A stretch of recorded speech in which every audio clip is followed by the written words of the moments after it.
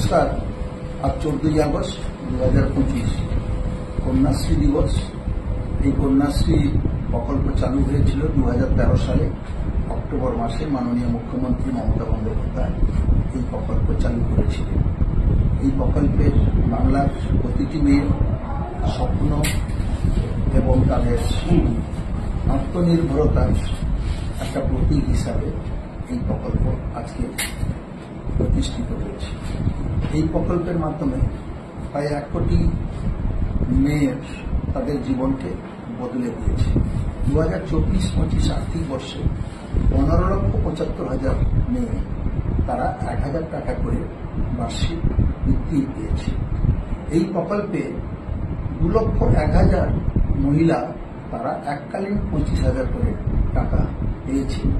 এই প্রকল্পের মাধ্যমে রাজ্য সরকার শুরু থেকে আজ অবধি 15,000 কোটি টাকা এই প্রকল্পের মাধ্যমে খরচ করেছে।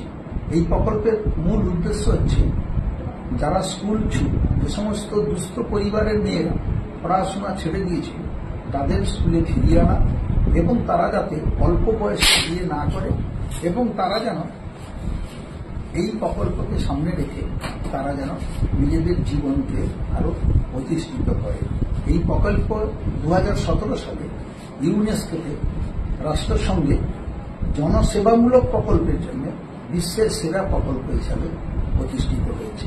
তাই এই কন্যাশ্রী দিবস সমস্ত মেয়েদের আমি শুভেচ্ছা জানাই। তারা যেন আগামী দিনে এই প্রকল্পকে সামনে রেখে বাংলার মান সম্মান এবং তাদের নিজেদের জীবন যেন তারা আত্মনির্ভরতার সাথে নিজেদের জীবনকে এগিয়ে নিয়ে যায়। নমস্কার।